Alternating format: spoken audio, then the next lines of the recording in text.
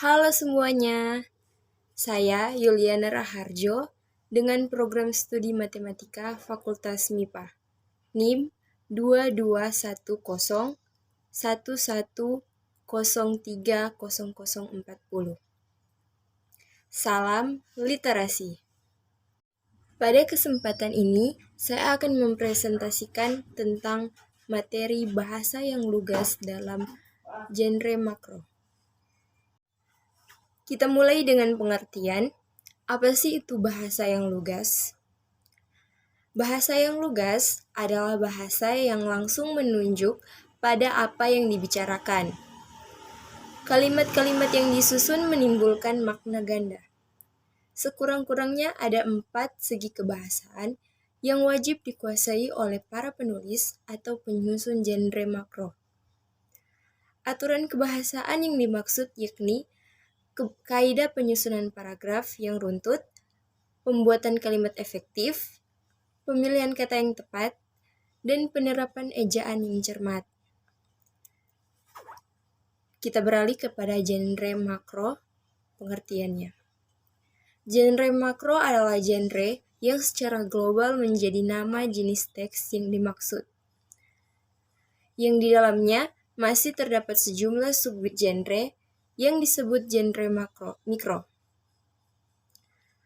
Beberapa contoh genre makro adalah antara lain iklan, berita, jurnal, brosur, ulasan buku, dan surat.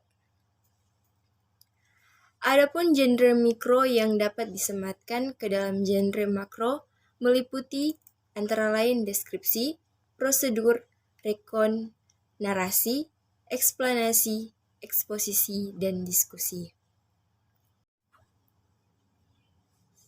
Dalam bahasa yang lugas, pemakaian ejaan yang cermat itu sangat penting. Di Indonesia, ejaan telah beberapa kali mengalami penyempurnaan. Pertama, ejaan Van Ophuijsen yang dipakai sejak tahun 1901. Kedua, ejaan Suwandi atau ejaan Republik yang dipakai sejak tahun 1947. Ketiga, ejaan yang disempurnakan atau EYD. Ejaan ini diresmikan Presiden Soeharto pada tanggal 16 Agustus 1972 dan menjadi ejaan resmi bahasa Indonesia yang dilanjutkan dengan nama Pedoman Umum Ejaan Bahasa Indonesia atau disingkat EBI tahun 2015. Penjelasan tentang PUEBI ini tertuang dalam buku Pedoman Umum Ejaan Bahasa Indonesia. Di dalamnya diatur antara lain, yang pertama, pemakaian huruf, kedua, penulisan huruf, ketiga, penulisan kata, dan keempat, penulisan unsur serapan, dan kelima, pemakaian tanda baca. Berikutnya adalah pilihan kata atau diksi. Pilihan kata diksi pada dasarnya merupakan hasil dari upaya memilih kata tertentu untuk dipakai dalam suatu tuturan bahasa. Pemilihan kata dilakukan apabila terjadi sejumlah kata yang artinya hampir sama atau bermiripan. Dari senarai kata itu dipilih satu kata yang paling tepat untuk mengungkapkan suatu pengertian. Nah, yang berikutnya adalah kalimat efektif. Sebuah kalimat efektif haruslah memiliki kemampuan menimbulkan kembali gagasan-gagasan pada pikiran pendengar atau pembaca seperti apa yang terdapat pada pikiran penulis atau pembicara. Hal ini berarti bahwa kalimat efektif haruslah disusun secara sadar untuk mencapai daya informasi yang diinginkan penulis terhadap pembacanya. Bila hal ini tercapai, diharapkan pembaca akan tertarik pada apa yang dibicarakan dan tergerak hatinya oleh apa yang disampaikan itu. Untuk dapat mencapai keefektifan, kalimat efektif harus memenuhi syarat, yaitu 1. Kesatuan. Yang dimaksud dengan kesatuan adalah terdapatnya satu ide pokok dalam sebuah kalimat. Kedua, kepaduan. Yang dimaksud dengan koherensi adalah terjadinya hubungan yang padu antara unsur-unsur pembentuk kalimat. Dan yang ketiga adalah keparalelan.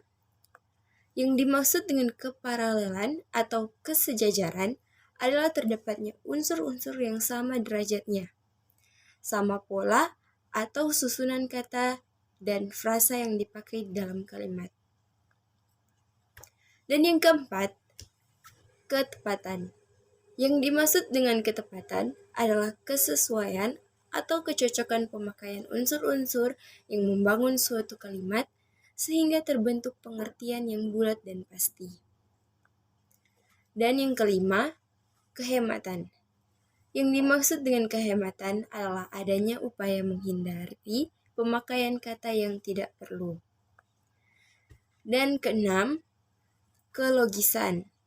Yang dimaksud dengan kelogisan adalah terdapatnya arti kalimat logis atau masuk akal. Nah, yang berikutnya adalah paragraf atau alinea. Paragraf atau alinea adalah satuan bentuk bahasa yang biasanya merupakan hasil penggabungan beberapa kalimat.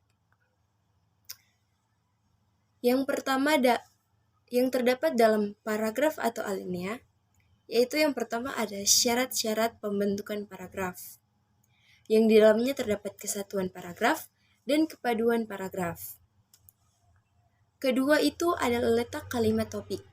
Dan yang ketiga, jenis paragraf berdasarkan fungsinya dalam karangan. Dan terakhir, dari pembahasan kita pada saat ini terdapat poin-poin penting. Dan poin-poin penting itu saya rangkum dalam rangkuman berikut ini. Pilihan kata atau diksi merupakan hasil dari upaya memilih kata tertentu untuk dipakai dalam suatu tuturan bahasa. Pemilihan kata dilakukan apabila tersedia sejumlah kata yang artinya hampir sama atau bermiripan. Dari senarai kata itu, dipilih satu kata yang paling tepat untuk mengungkapkan suatu pengertian. Sebuah kalimat efektif haruslah memiliki kemampuan menimbulkan kembali gagasan-gagasan pada pikiran pendengar atau pembaca, seperti apa yang terdapat pada pikiran penulis atau pembicara.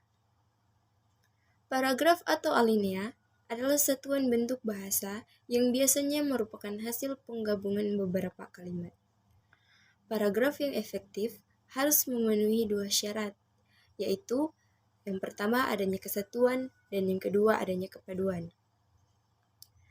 Jadi, setiap paragraf terdiri dari dua bagian, yaitu kalimat topik dan kalimat penunjang. Nah, poin-poin penting tersebut sangat penting